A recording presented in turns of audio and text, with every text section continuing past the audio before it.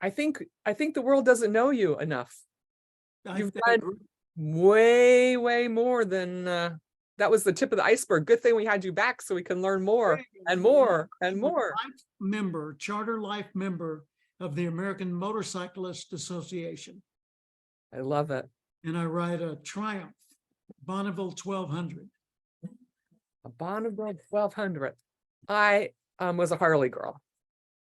Well, I've ridden Harleys, and I was the keynote speaker for Harley Davidson's 100-year dealer anniversary. Really? Yep. So I got to fulfill a lifelong dream by doing that gig. Let's see if I've got a picture here. I'll show you my latest ride. I was the merchandise manager for Harley Davidson IXPA 2000, and I got a huge Harley Davidson fashion show in Bloomingdale's. And I New York, Long Island, New York, Harleys in every window in Bloomingdale's in downtown New York City. And I had a record player that was big enough to hold 3 Harleys at a time, circle around and drive out the store to open the show. It was amazing. Bet it was amazing. Well, they went to Orlando for their 100-year convention for the dealers, and flew in 1,500 dealers from all over the world. 7 different languages they spoke, and I was the keynote speaker. Woo! And my interview to get that job was a ride through the Rockies. And I can tell about that on air if you want to. Yes, please. And by the way, I'm going to do a quick screen share. And Okay. I'll show you my current ride. So give me permission to share screen, please. Okay. Good. Permission granted. Good, thank you.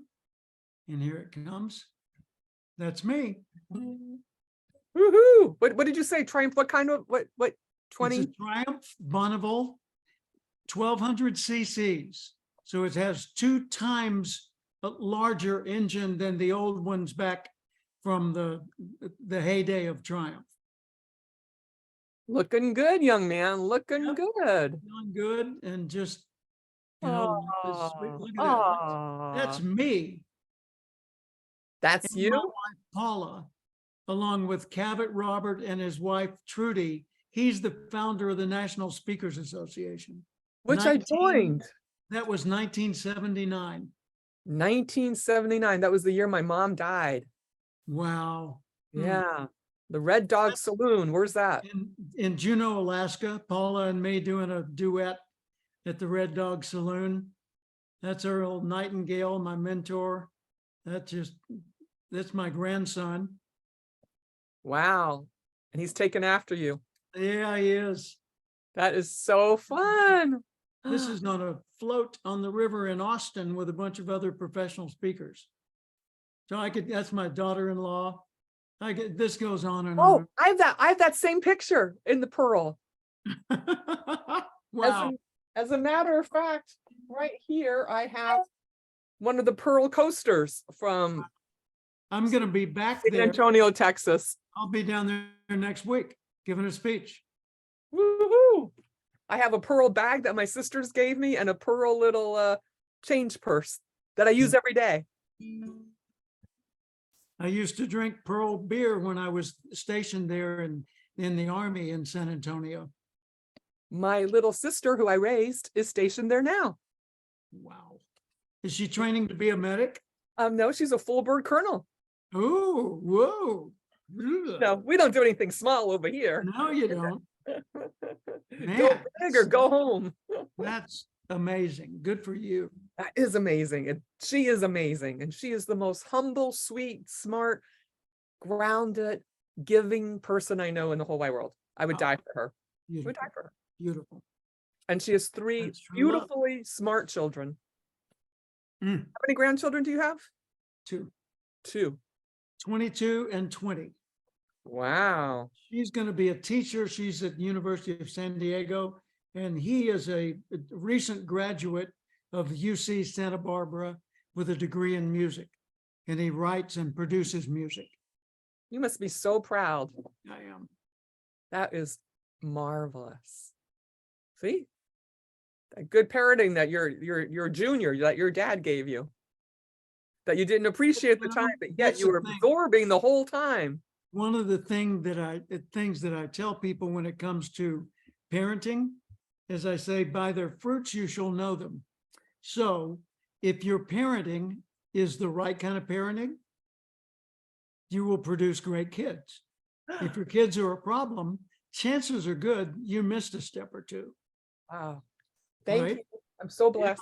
Thank you. And then there's even wonderful people can be blessed with really problem kids sometimes, but usually not. Usually those problem kids were grown by the parents.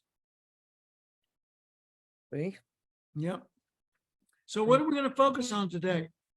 We're going to focus on you, baby, and your new book and There your you go. music, That's a good one. and helping those people that are a little older get back into the game. So let them see what you're And we'll doing. open with Resume the Boom. Yes, that would be perfect. Good. So you tell me when and we are ready to go. We might as well just start with that. What's our time? 2 more minutes? 2-minute warning. Yeah, 2-minute warning, but I think that, it's live on Facebook, so people are tuning in there, and I'm Woohoo! hankering to start. We're already having a party. I say go for it, Jim. Listen to this song, ladies and gents and kids of all ages, because he's speaking to you or your parents or your grandparents. Let's get them on board. The baby boomers are headed toward retirement. So many people are letting go. They seem to think achievement time is over. I'm here to tell them it's time to grow, so resume the boom. It's time to call the roll again, resume the boom. We'll rock and roll to the very end, resume the boom. We still have our dreams, sweetheart, restart, resume the boom. Too long now, I've been waiting, looking for the exit. For way too long, I've forgotten to be me. For too long now, I've looked for strength in others, when all along I had the strength in me. So resume the boom. It's time to call the roll again, resume the boom. I swear I'll never grow old again, resume the boom. We still have our dreams, sweetheart. We still have our dreams, while those without one are in paradise up above. Goal achievement is a thing I really love. I still have a dream, sweetheart. Restart, resume, boom. Growing old takes no effort. It's really easy to swim downstream, but you were put here to truly make a difference. It all resumes when you begin to dream. So resume the boom. It's time to call the roll again. Resume the boom, Eric. I swear I'll never grow old again. Resume the boom. We still have our dreams, sweetheart. Woo-hoo! I wrote that a few years ago. I've gotten such a kick out of playing that. That is fabulous, and it needs to be played across the world. You? Yes. Cheers to that. Just today, I was telling Eric that I was out and about and had a couple appointments, and I would go, "Hey, how are you? How you doing?" And I thought I was talking to all the what donkey's name from Winnie the Pooh? Ilmore? Oh yeah, Eeyore. Eeyore. I met so many Eeyores today. I wanted to know, are you kidding me? And I met so many that were like, well, it's Wednesday. Well, it's hump day. Here you It's go. wonderful Wednesday. Christopher Robin and I walked along under branches lit up by the moon, posing our questions to Owl and Eeyore as the days disappeared all too soon. But I wandered Wisdom. much farther today than I should, and I've got to find my way back to the wood. So help me if you can, I've got to get back to the house at Pooh Corner by 1. You'd be surprised, there's so much to be done. Count all the bees in the hive. Chase all the clouds from the sky. Back to the days of Christopher Robin and Pooh. I hadn't played that in a long time, but you brought it up, so I figured I had to. Yep. And if you're just joining us, life is an event. What are you all doing? I don't know. Something happened to Wonderful Wednesday today. Eric talks about Wonderful Wednesday, and Eric thinks Wonderful Wednesday. And boy, I'm like celebrating every single day, every moment, jumping out of bed. I can't wait to get stuff done. And I wanted to pass that joy. And so does Jim, and so does Eric, and so does Eric. We got Eric times 2. And we had Tom on for a moment there, and I can't see the rest of the people. So welcome and thanks for coming to talk about more things that Jim can do and more things that you can do to make your life sparkle and be amazing, because I hate to say it, but you're not getting any younger. Although I think I'm 21. That you bring up a good point, Cynthia, and that is, you said make your life amazing. A lot of people wait for their life to become amazing, and that's not coming. That's kind of like being at a bus stop expecting the next train. You know, just sorry, but there ain't going to be one. And when you're waiting for your life to become amazing, you're missing the point. It's up to you to make it so. Yep. It's like those people who get the lottery and then lose all the money, most of them. Isn't that astounding? I can't understand it, but I've got a picture of a house trailer with a big, beautiful stretch limo in the driveway. And the caption is "Lotto winner." You know, tons of money, but they didn't change their lifestyle or their thinking, or, you know, wow. Well, maybe they were happy. It's okay. Yeah, and I kind of doubt it. You know, I've thought about, everybody's fantasized about what would you do if you won the lottery? And if I won the lottery, the first thing I would do is I would establish a foundation. I would put all the money into that foundation, except for some mad money that would be spent very rapidly on self-indulgent things by me and my wife. And the foundation's goal would be to provide for the financial security of me, my wife, my son, his wife, their kids, etc., for as long as humanly possible. Legacy, building your legacy. Yeah. I mean, go have some fun if you win the lottery, but for heaven's sakes, don't spend it all. Spend a little, you know, it's like lick the icing off the donut and then save it for later. And save a little bit to help make sure everyone's reading and save our oceans. There you go. And all of the things in America and the whole wide world that need help. It's amazing. And one of the things that you can do is speak out. You can speak out at your churches. You can speak out at school. You can speak out at work. You can speak out in little groups. You can speak out to your friends. Anytime you open your mouth, as Jim says in his new book, What to Do When You're the Speaker, you are speaking and passing the word out. And what you have to say is important. And every word that you say is important. So take a moment and think about your message. Like you have to go inside deep to the seed, or as Jim would say, to the acorn. There you go. And you're either growing a pearl, in my case, or you're growing a big red oak. It doesn't matter. It's a little thing and you make it bigger, and you make it bigger with your words, your internal words and the words that you say to the world. And Jim has this book that I have been eating up to help you. Look at all those sticky notes. I like that.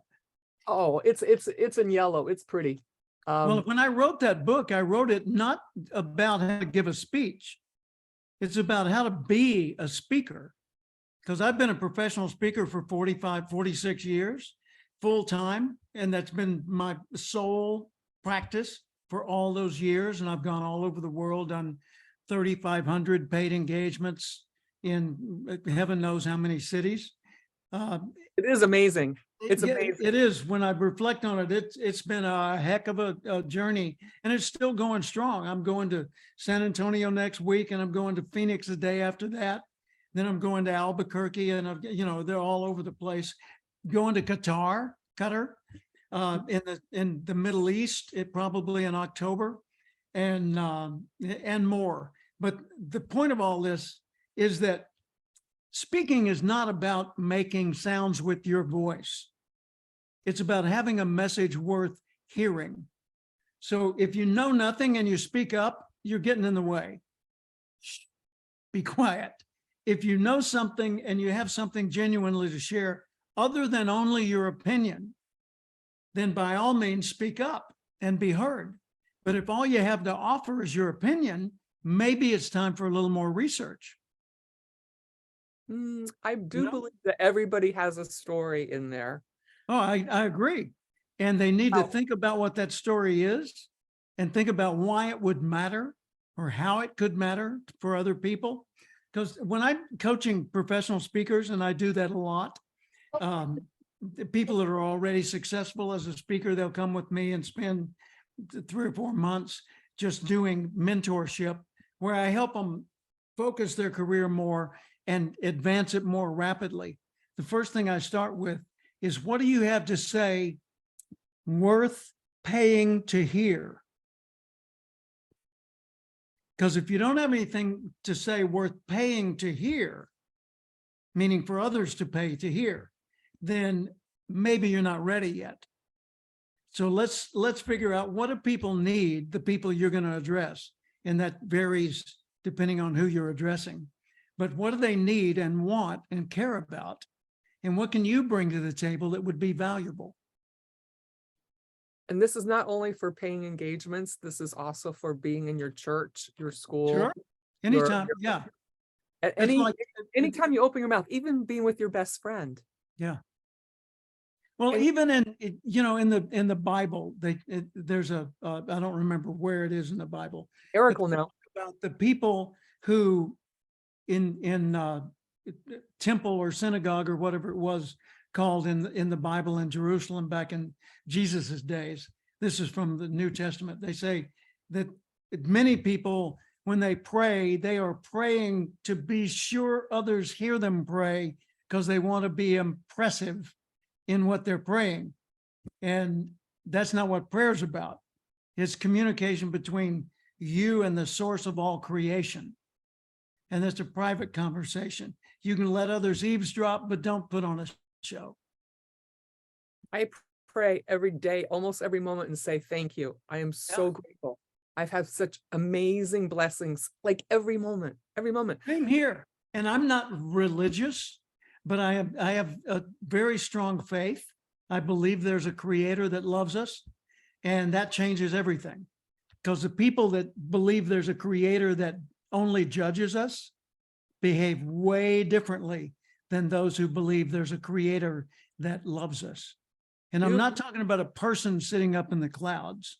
I'm talking about something so big and so amazing that a human mind can't comprehend what it is.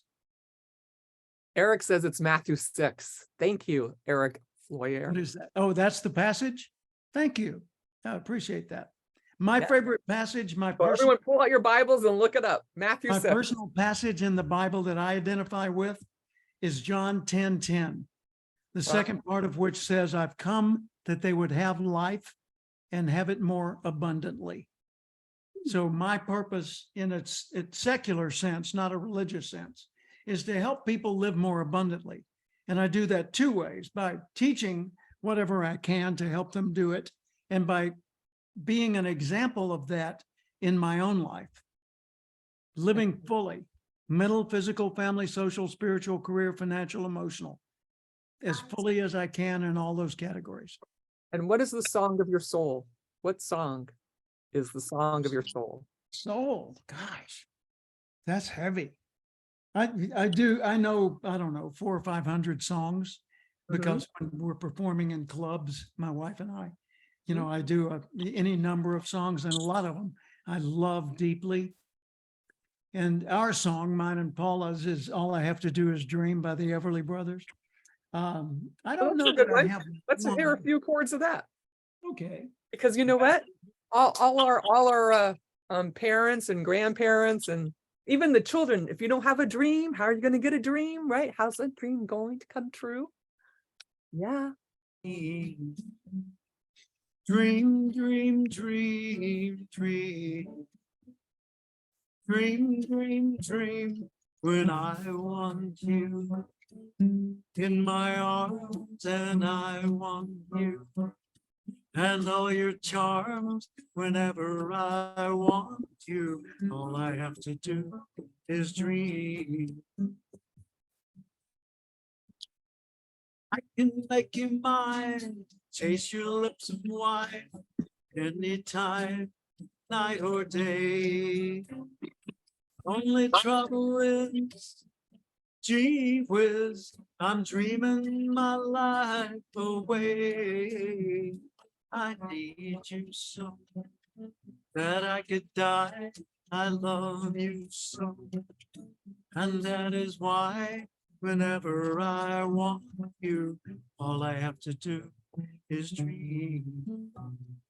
Dream, dream, dream, dream. Yay. So what are your dreams, ladies and gentlemen? That was wonderful, Jim. He is Thank so you. talented. And he actually has a website, guitarmusiclive.com. And he has some really good music. I was jamming out to it. In Thank fact, you. my Eric R gave me a call and I was like on the phone and then the dog took off and the cat went up the tree and I was like, there's a There song. you go. And it's in the chat right now. So if someone clicks on that, they can go there, they can see my album. You know, I've got a CD that they can download for free. And I've got a song list of a couple of hundred songs. I've got photos, videos, all kinds of things. It's a fun thing. That's my side gig. That's what I do for fun. Good thing we had you back so you could tell us about this because no one knew about it. These hidden little gems, these little pearls of wisdom hidden away. And I've played all over the world. I've played for thousands of people in China. I've played for the National Speakers Association convention. And when it was in Philadelphia, I played at our big formal banquet that evening, 3 original songs. I played company conventions and private events and house concerts and in nightclubs and bars and, you know, just all kinds of, I've busked on, you know, busking is playing on a street corner for tips. I don't go for the tips, but I'll stand on a street corner and play anytime. I did it in Santa Barbara one day. I was just bored. So I just went down to the pier and sat on a bench and sat there and played, and people came by and they tried to give me tips and I waved them off. Let's hear, what'd you play? Oh, We love ocean songs by the beach. We love water. Well, I played lots of things that day. Okay. I was on a cruise ship. Yes, a cruise ship. And I played, you know, several times aboard the ship. But one day we stopped in Tunis, on the coast of Tunisia. And I went out on deck with the guitar and played Sitting in the morning sun.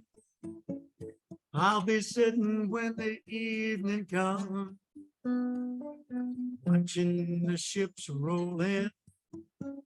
Then I watch them roll away again. Now I'm sitting on the dock of the bay, watching the tide roll away. Sitting on the dock of the bay, wasting time. So lots of songs to choose from. Such talent, and lots of ways that you can, if you can't sing, you can speak. By the way, Yeah. anybody that wants that book can download it for free.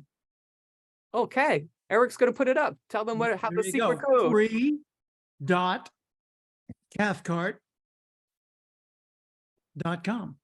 Free.cathcart, CATHART. Nope. CATHCART. Oh, I wrote it right. I said it wrong. Yeah. My There you bad. go. Thank you And for the correction. they can download it right there. And remember the book is 54 little mini lessons on what to do when you're a speaker. Like what happens when the person in front of you on a program goes 45 minutes overtime and your 1 hour talk now has to be 12 minutes long? What do you do when they come in the middle of your speech and they say, oh my God, the building's on fire? And you're the only one with a microphone and you got 700 people in the audience. All of these things happen to me. What do you do when a lumberjack stumbles into a 400-person dinner banquet, stone drunk, and challenges everybody to a fight, and you're on stage giving a speech? What, what, what do you do when you arrive and you find everything's changed? The chairman of the board just passed away, and there's a new person in charge, and everyone's heartbroken over the loss of the chairman. And now then you're coming on for a motivational talk. What Yeah, do you what'd do you in do? instances like that? You know, What did you do? That's a good one. well, what I did in that instance is the guy said, you know, ladies and gentlemen, our chairman, John Doe, just passed away this morning. It was so tragic. His family was there at the house with him. He had a heart attack or something, and we don't know for sure why he died, but he's gone. And we all, you know, we're crushed, and we're going to miss him so much. Now it's time for our next speaker. He's a motivational speaker. Here's Jim Cathcart. Yay! Well, the worst thing I could do is come out and say, hey, how's everybody doing? Yeah. Good morning. I can't hear you. Yeah, that would have been horrible. So I came out and I said, thank you for that introduction. Ladies and gentlemen, now's not the time for me to come out here and try to motivate you. Now's the time for all of us to take a moment and just feel the feelings we have about the loss of this profoundly important man. I mean, look at the imprint he made on this organization and in our lives and in the marketplace through this company. So let's just take a moment and just silently reflect on what that means to us. And then we did that. And then I said, now, would everyone in the audience please stand? And they all stood up. And we stood up, and I said, shake it off.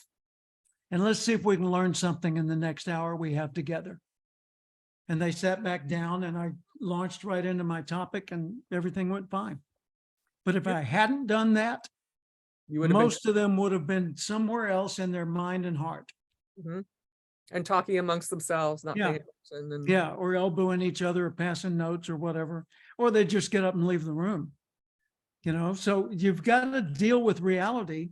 You can't assume it's not there and just go merrily along your way as if you were on camera and trying to capture only the film. You know, if you're on film and something's distracting, okay, ignore it. But that's not about connecting with an audience. That's about connecting with viewers later after it's been edited. So big difference. so I have a question. How did you connect with all those Harley bikers? What was it, 1,000? Oh, that was so Harley cool. bikers in Florida. You gave the 100. We I were was Harley talking. Davidson. I was like, this Yeah, is. well, you've got a Harley background too. Well, see, I'm a motorcyclist. I'm a charter life member of the American Motorcyclist Association. I've ridden over 150,000 miles on all kinds of bikes all over the world, literally. And in the year 2002, Andy Smith of Harley Davidson Motor Company called me, and he said, Jim, this is Andy Smith of Harley Davidson. I said, hey, Andy, I remember we met in Atlanta last year. He said, yeah. He said, I was in your audience in Atlanta at the big conference. And I said, yeah, and I was in your audience in the breakout session. He said, oh, well, great. He said, well, listen, we're looking for a keynote speaker for the 100-year Harley Davidson dealer convention. I said, done. He said, well, not so fast. It's our policy that before we select a speaker, we have to go hear them speak. I said, well, you heard me in Atlanta last year. He said, yeah, but that's not what we do. I said, have you been to my website? Cathcart.com. Yeah. Did you see the videos? Yep. I said, that's me. He said, well, I know, but it's our policy. I said, Andy, I know what your policy is, but if you come to Lincoln, Nebraska to hear me speak to the hardware dealers of the Western Plains, at the end of the speech, you're going to say that was good, but that's not what we're looking for. Hmm. He said, you know, that's a good point. He said, so Mr. Smart Guy, what do you recommend? I said, you know what you really want to know? You want to know if I get it, who Harley Davidson is. He said, so how do we determine that? I said, we determine that by putting a motorcycle under me and let's ride. Yeah. Said, can you be in Denver on Thursday with a helmet? I said, are you buying? He said, yes. I said, I can be there. So I grabbed my helmet, went to the airport and flew to Denver. He met me at the airport and we got on Harley Road Kings and for 3 days toured the Rocky Mountains. Woohoo! At the end of which he said, you got the job. Uh-huh. Best job interview of my life. And a few months later, I flew to Orlando and spoke to 1,500 Harley dealers from all over the world. And oh my gosh, I mean, Cynthia, it was one of the most fun gigs I have ever done out of 3,500 speeches. I can't even imagine. And what did you say? How did you open? That is a Well, the first thing different is crowd. I came out in black jeans and a leather Harley jacket Of course you did. they Yes. had given me. Yes. Dealer Operations Training, DOT, which is also the initials for Department of Transportation. Uh-huh. And, That's cute. So I came out on stage in Harley gear, wearing Of course. cowboy boots. And I said, I don't remember my opening line, but I remember greeting them in like 4 different languages because we had 7 languages being translated in the room. And What languages ish? So you had English. Japanese, Spanish, German, English. Yeah, I don't remember them all. Cool. No, But I did the ones Harley that I being could, sold all you those know. places. And then we talked about motorcycles and I told them about my interview. And I said, now, I got to admit something. My current ride is not a Harley. And they're all going like this. They're going to say, if he says it's a rice rocket, the Japanese bike, then I'm leaving the room. You know, I can see them bracing themselves for that kind of a thing. And I said, it's a Triumph Bonneville. And they said, okay, you can stay. Acceptable, Because but barely. Triumph and Harley are the 2 cool bikes. Mhm. And Indian is up there too. But Indian was out of business at that time. This is 2003. And so Harley people respect Triumph people and Triumph people respect Harley people. So it got me in the room. It was fun. I had a blast with them. I talked about how to grow your business. And I'd been to several Harley dealers to talk with the owners, the salespeople and the service people about what they needed to do. So I did my research. And what do they need to do? Were you talking Harley specific? Were you talking life specific? I Were you was talking talking motorcycle dealership specific. And I suggested something to them that I don't think anybody picked up on. I said, I think every dealer, Harley dealer, ought to have an ape. I said, you know, those huge handlebars you sell that they call them ape hangers because it's kind of like a chimpanzee hanging from a bar. And they said, yeah, we know what ape hangers are. I said, well, I think your dealership would make more money if you had an ape. And they said, what do you mean? Buy a monkey? I said, no. An accessories and parts expert. So Cynthia comes in, she walks around the showroom, she falls in love with this Heritage Softail Classic. She picks the color she wants and the deal is done. And they say to Cynthia, you just bought one of the classic, stereotypical, world-renowned Harley Davidsons. Let's make it yours. This is Jim Cathcart. He's our APE. He's our accessories and parts expert. He can tell you what you can do to make this bike uniquely your own.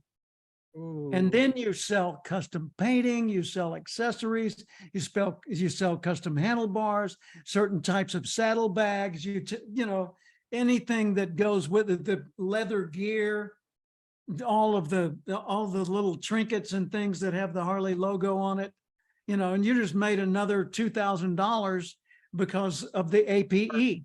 More. Yeah, 2,000 minimum. And so they like the idea, but I don't think anybody picked up on the APE as the name of the person. Oh, But I just thought it was a cool thought. it is terrific. It is terrific. And then you have a customer for life. And you Yeah. know their name, and you treat them right, and you take care of them, and you let them know when sales are, and you know, then you, that is fantastic. Yeah. I mean, that's why they formed HOG for the non-riders. That's a Harley owners group. And it's Mhm. basically the, you know, frequent flyers. It's the people that bought a Harley Mhm. and they want to get together with other people who did the same. So, you know, when you join a Harley owners group, which is basically comes with the bike, you get invited to special rides.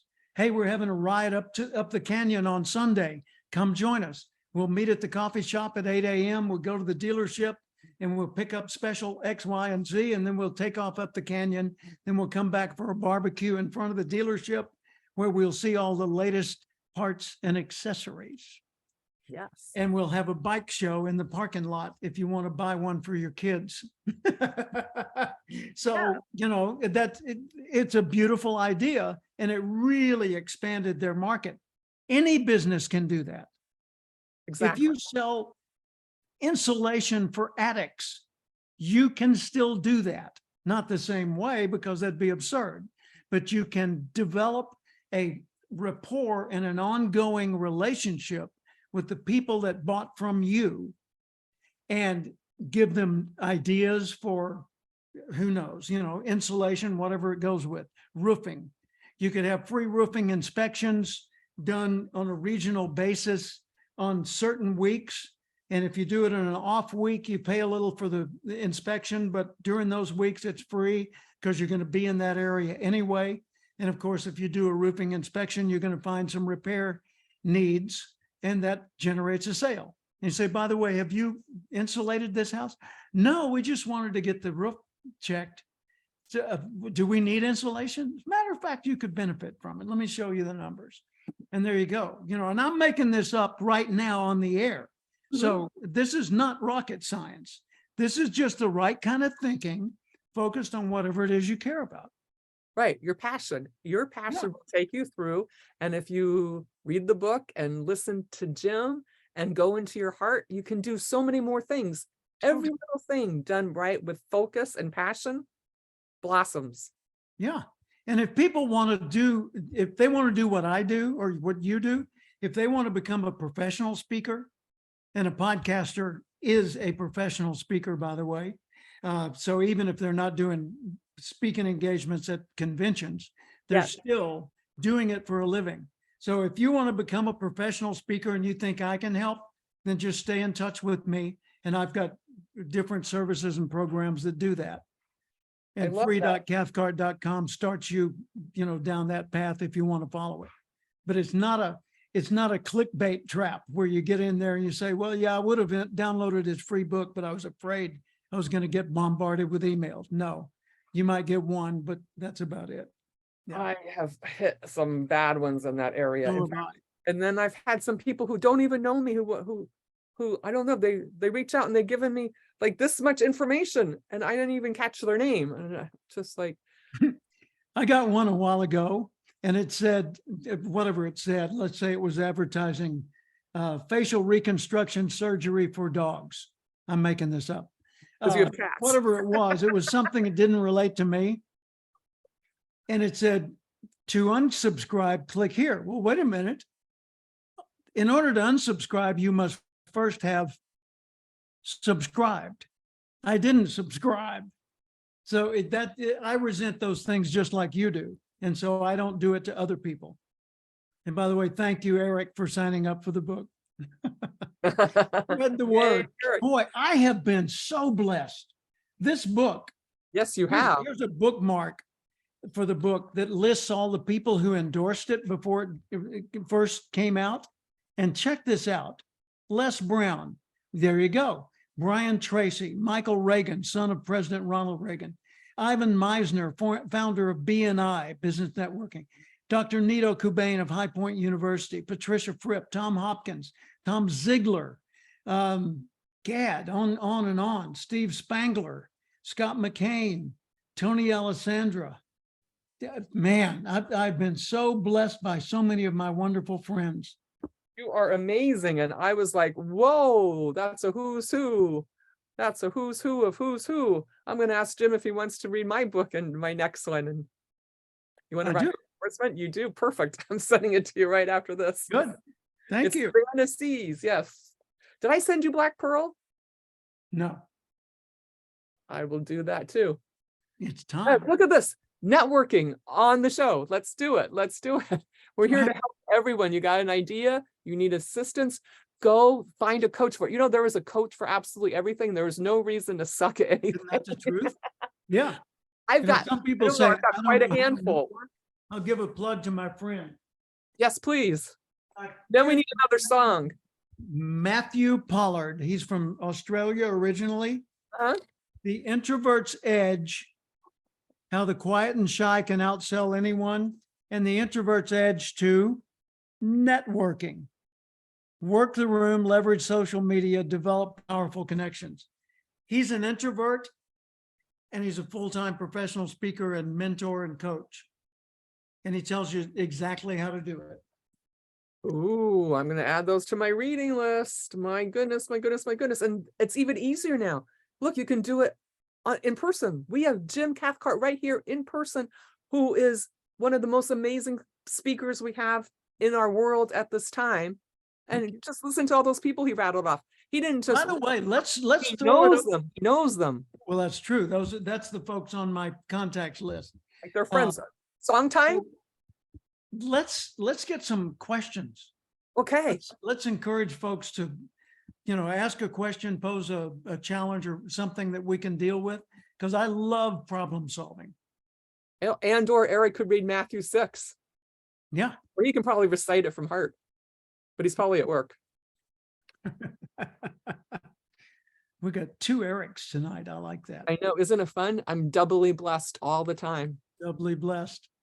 Doubly blessed. So for your coaching, who has been your biggest success as a student? Who is My biggest what? Success as a student? Actually, my biggest success as a student came early in the coaching, and that's Tim Seward, S-E-W-A-R-D. When he was 19 years old, 1979, so that tells you when he was born. Well, I was in Chicago giving a speech to a group called Tidy Car, auto detailers out of Canada. And Tidy Car sold a $1,500 franchise kit to people who wanted to open a business doing auto detailing.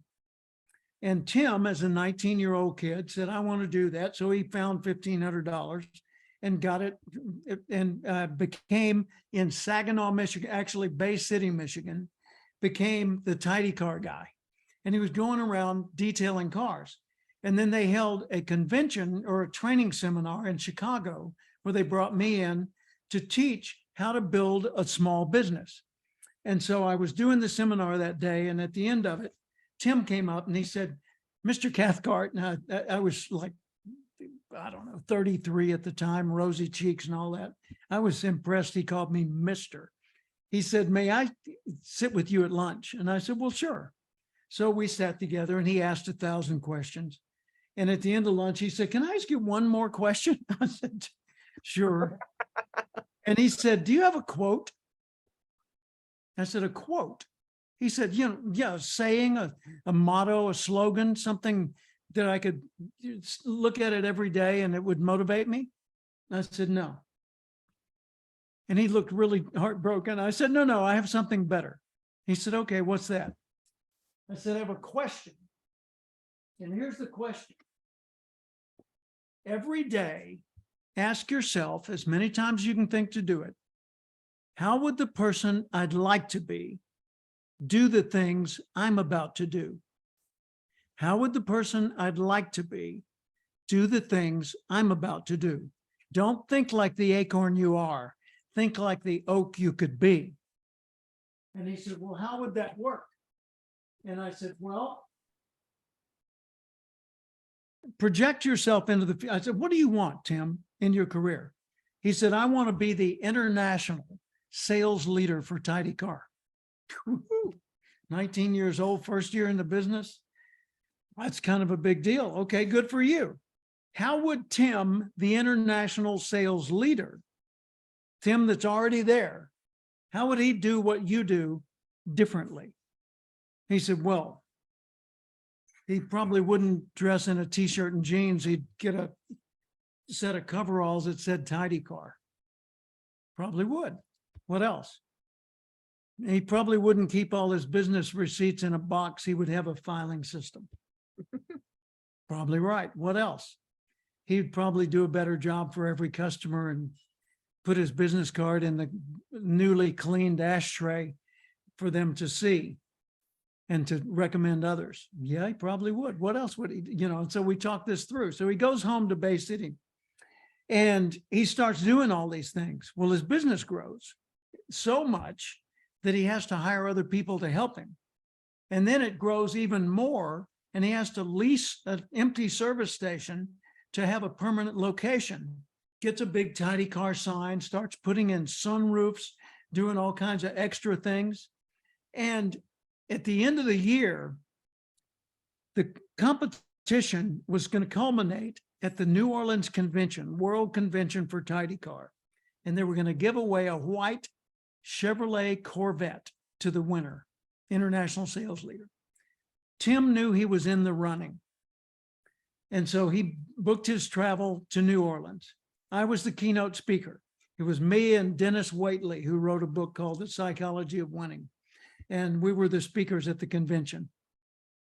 So after my speech, I introduced the president of the company and he said, ladies and gentlemen, I can't wait for this. He said, none of you know who won the competition, but let me tell you something. He said, here are the numbers. The person who finished this competition in position number 2 led number 3 by 1 point. 3 led 4 by 1 point. 4 led 5 by 2 points. 5 led 6 by 1 point. It was really close, except for first place. The person in position number 1, your international sales leader, led number 2 by 300 points. Woo! Welcome with me, Come on with it. Bay City, Michigan, Tim Seward. The place went insane. They picked him up, carried him around the room on their shoulders. People started hugging each other. A few people took advantage of that. It was just an amazing moment. They've got music playing, spotlights sweeping the room. I mean, it's fabulous.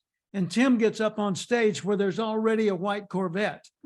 And he goes over and he's caressing the Corvette. And I walk over to him and give him a bear hug of congrats. And I said, Tim, what in the world did you do? He said, I just did what you said in Chicago. I said, specifically, what did I say in Chicago that was that good? And he told me, he said, the daily question. And then he told me the story I just shared with you. And I said, my gosh, that is amazing. He said, it gets better. There's more. Yeah. He said, Jim, I didn't know if I'd won, but I knew I had a shot. So I asked myself, how would Tim, the international sales leader, go to New Orleans? Well, I figured he'd go first class. One way. I said, wait a minute. Now you Yeah. didn't know you had won. Burning the What ships. would you have done if you hadn't won? He said, Jim, think I'll need a ride home? I said, he said, I could have taken a bus. But the guy lived it to the nines, just did every single thing with that mindset, and everything he did upgraded. And that year he won the Corvette. The next year he was number 1 again and won a Cadillac. And the next year he sold his Cathcart business and went in the business of supplying Cathcart people. And then he sold that business for $7 million at age 30. And I said, my gosh, do you have any advice for me? He said, yeah, ask yourself every day, how would the person like to be do the things I'm about to do? And he went on to build another multi-million-dollar business as a Google licensee. So Tim has become a phenomenal success just following the simple life principles that I've been teaching all along. And wow. You know, Did I've got everybody other write that speakers. down? I've also coached billionaires on big speeches they were giving, and you know, authors and speakers and world leaders. But Tim by far is my poster child of the best example I've ever seen. That is a great story, Jim. Eric, will you put that in the chat for anyone who joins later and missed the secret? The daily question. So far from Jim, you got the secret and you got a free copy of the book and you can download it. And Eric has put it in the And they got free music. a if they couple want to go to questions there Tom music. before it got so exciting. Let us see. I think Tom has his hand raised. Tom. Tomas. Hey, good to see you all. Jim, thank you so much. And Cynthia, wonderful session you're doing today. I really like Thank this you. topic. So my mother, rest her soul, she passed about 11 or 12 years ago, but she was an English teacher and a linguist.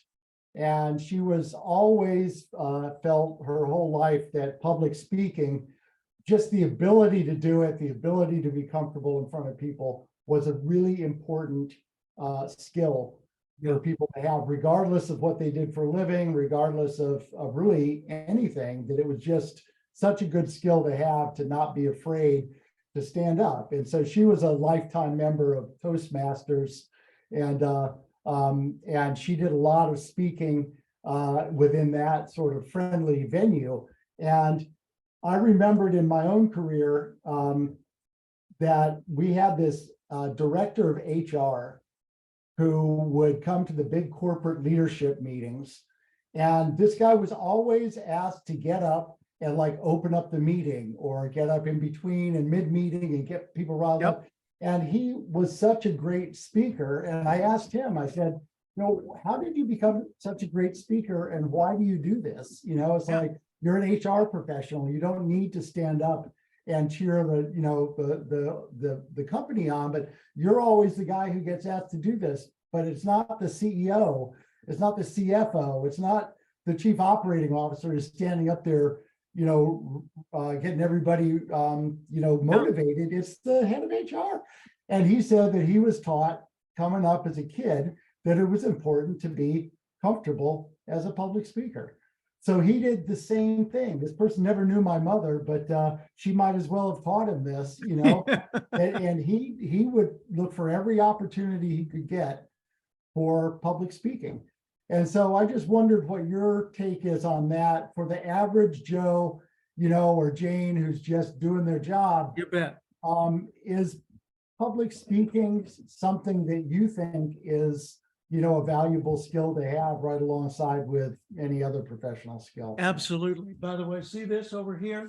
That's a Toastmasters logo right there. Yeah. I was this year's opening keynote speaker at the Toastmasters International meeting, their big world meeting. No kidding. It was my third time to speak for them on their main stage. First time, and I'm not a Toastmaster. So I'm not a member. I didn't come up through the ranks and compete. I participated in some meetings in Tulsa, Oklahoma back in the 1970s, but that was about it for about 3 months. But Toastmasters hired me in 1995 to be the opening keynote speaker at their world convention. And then in 2001, they gave me the Golden Gavel Award, which all my heroes, Zig Ziglar and Earl Nightingale and people like that, Tony Robbins, had received. And then in 2023, they brought me back for the third time in 27 years to be the main platform opening ceremonies keynote speaker once again. What an honor. Yeah. And Toastmasters is built on the principle of teaching communication and leadership.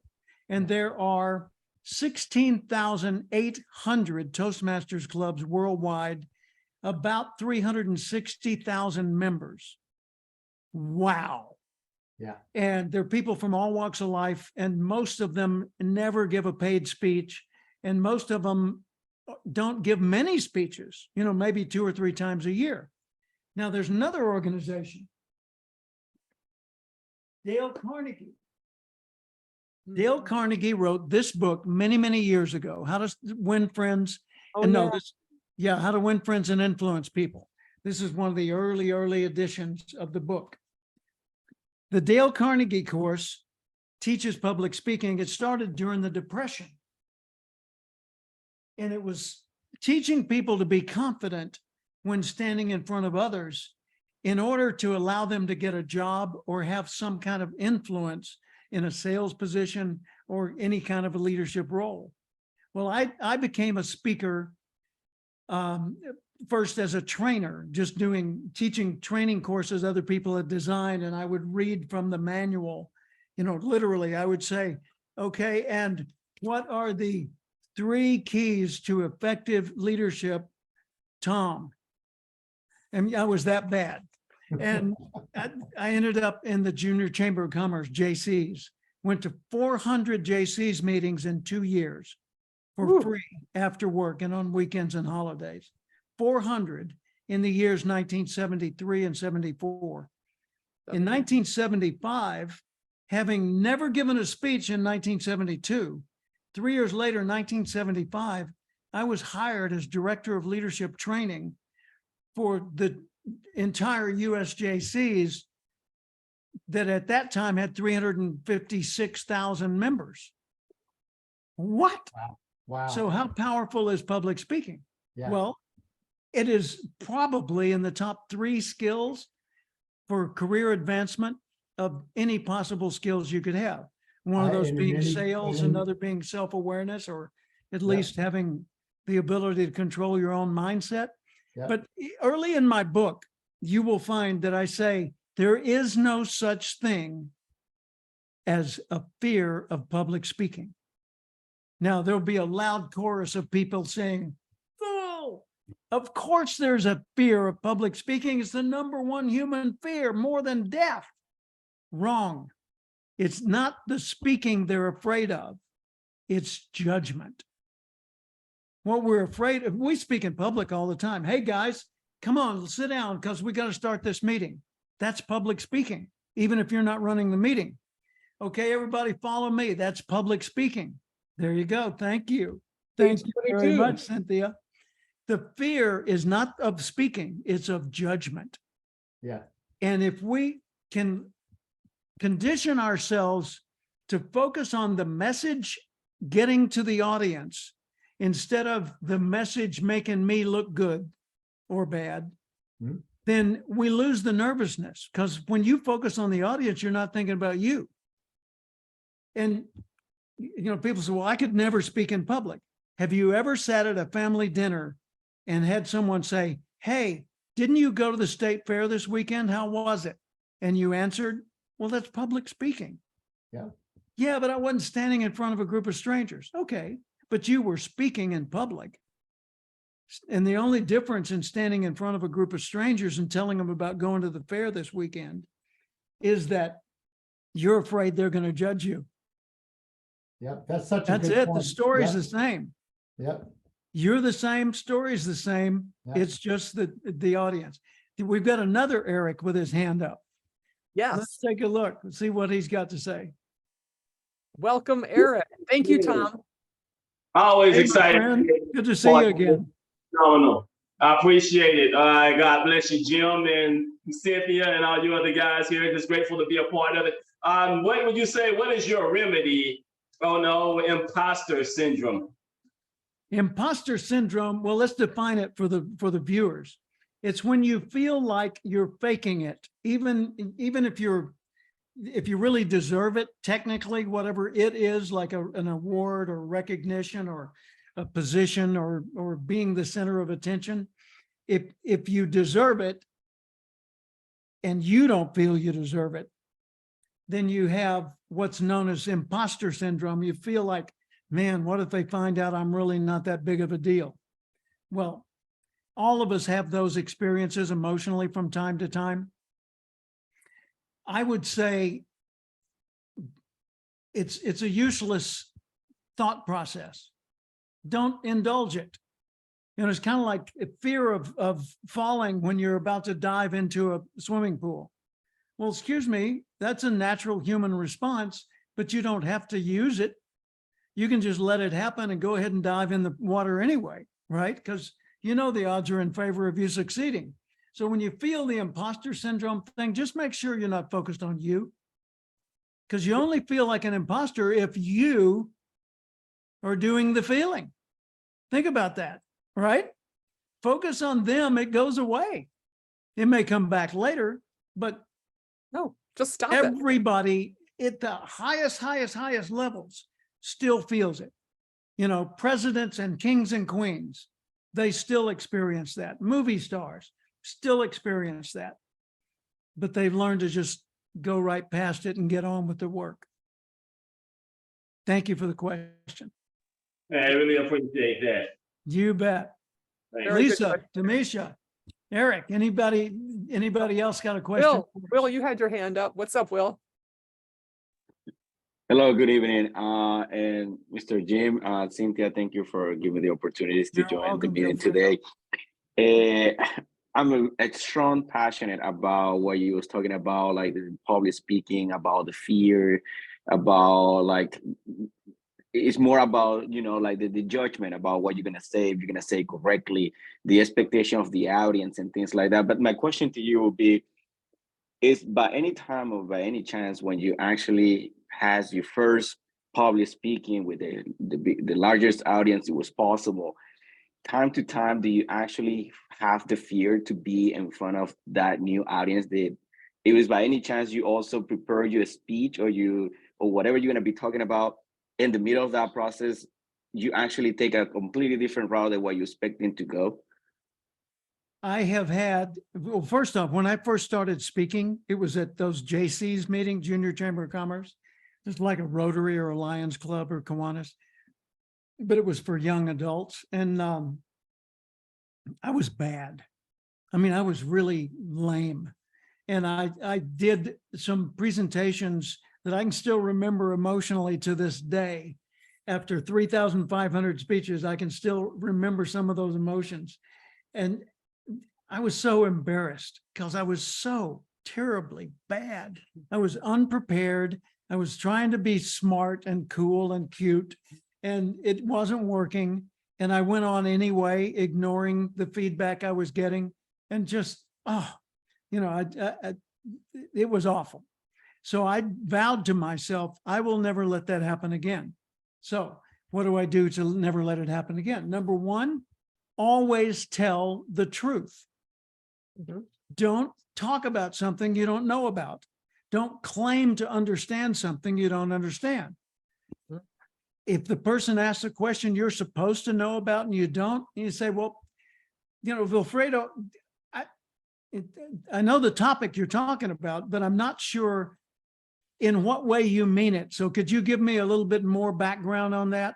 And so let them ask a little bit more. And if you don't know about that when they ask it, just say, I don't really have a good answer for you right now. I'm happy to get back with you later if you want to follow through. But for right now, I don't have it. Okay, who else has a question? And then you go on to something else. I've walked into situations where I had thousands and thousands of people. My biggest audience ever was 13,700 people. That's big.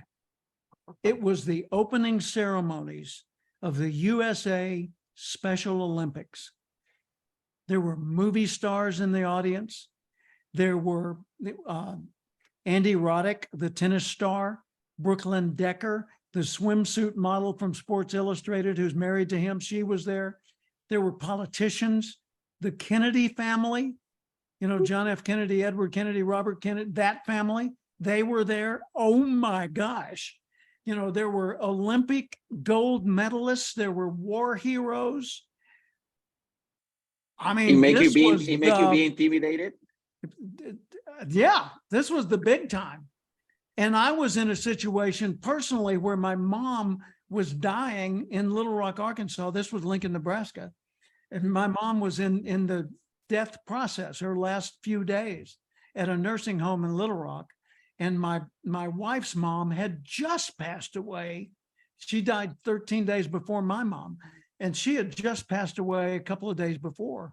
And I got her husband's permission to let me go to Lincoln, Nebraska, and then fly back in time to be at the funeral because I was one of the pallbearers. And so I've got all this emotional baggage and all this going on in my personal life. And yet I'm there expected to be the opening keynote speaker for 13,700 people plus TV. You know, this is going to go worldwide and be preserved on video and posted online for thousands more to see, maybe millions. And I'm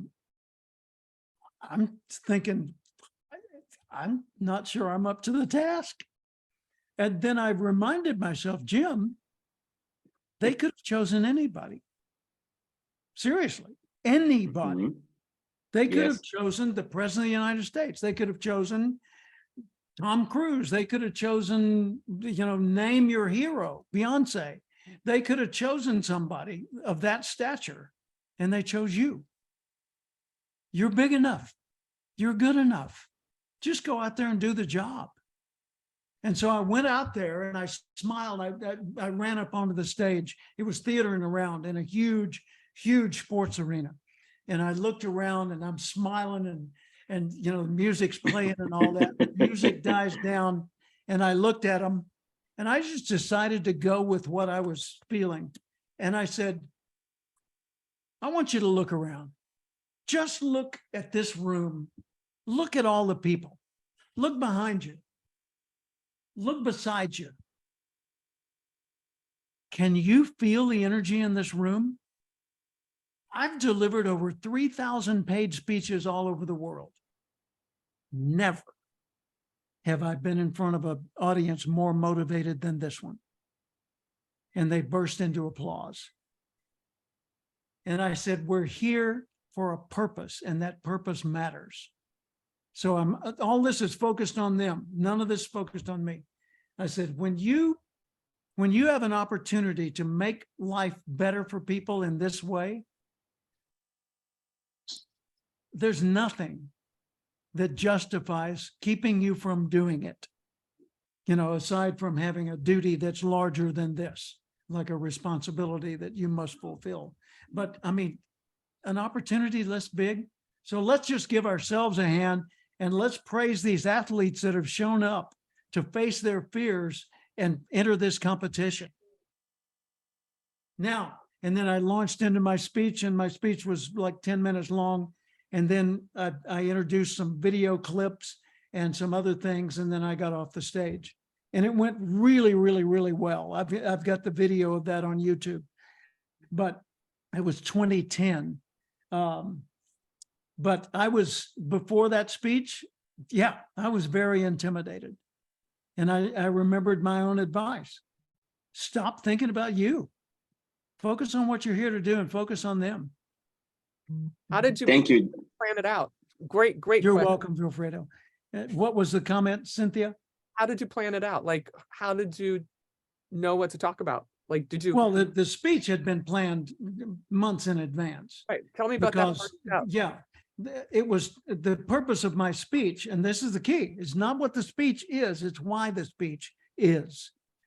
Why the speech is, in other words, the purpose of the opening ceremony is to get everyone in the room to realize how big of a deal this is, how valuable it is to the athletes, how inspiring it is to other people with special needs who are not part of this, how much they can support, encourage, and make this a better experience for everyone. And so that's what I talked about. Awesome. Wow. Eric found Eric the Moore clip. has yes, please, Way Eric. to go, amigo. That is so cool. The clip is in the chat, so you can go directly to that after this and see the video clip of that opening ceremony. Wow. Our Eric, he is amazing. And now we have Eric F. with a question. Yep. Yes, actually, one more. What I thought about that after I finished with the other question. So, was there like a moment in your career where you felt like you really found your voice, and what did that feel like, and what was that experience about? I got a great story for you. Thank you. You just reminded me of it. It's sort of an answer to your question. I was president of the National Speakers Association in 1988 and 89. That's a group of about 3,000 or 4,000 professional speakers full-time. And it's all the big names you've heard of. So I was the president of that group back in the late 80s. Now, 1993, they said, Jim, we want you to do the opening keynote speech for the National Speakers Convention. So you're going to have Zig Ziglar in your audience and Tony Robbins and people like that, you know. So get up there and wow us. You've been the president. You're a big deal. You're in the Speaker Hall of Fame. Bring your best game. So I said, okay. Now it's, you know what it's going to pay me, Eric? In round numbers, 0. So this is a non-paid engagement, speaking to my peers, right? I spent probably 6 or 7 months preparing for that speech. I went to a speech coach and spent that year $10,000 on the speech coach. And I was already a Hall of Fame speaker. Okay. So I go to this speech coach, Ron Arden in San Diego, and we're doing several sessions because I lived in San Diego at the time. And this is like session number 7 or 8 or whatever, a meeting with him. And I come in and I'm telling a story that's going to be part of my speaker keynote later on. And I could use much of that material with my other paid engagements. So it wasn't like it was all 10,000 for only one speech, but that was the target. So I'm standing there delivering this and Ron yells at me, stop it. And it's just me and him in the room. And I said, what do you mean stop it?